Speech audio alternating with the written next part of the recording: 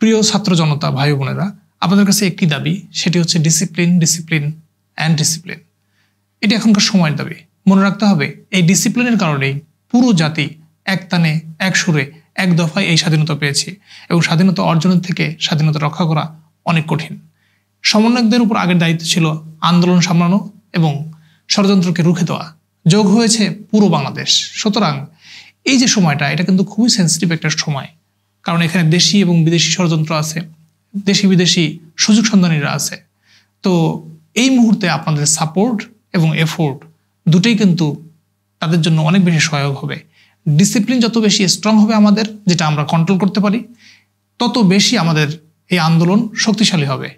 এবং ডিসিপ্লিনকে ভঙ্গ করে এমন কোনো কিছুকে আমাদের মধ্যে প্রশ্রয় দেওয়া উচিত না। মনে রাখতে হবে, দল এবং মতের থেকেও আমাদের এই আন্দোলনটি অনেক বড় এবং এই আন্দোলনের লক্ষ্য এখনো অনেক দূর।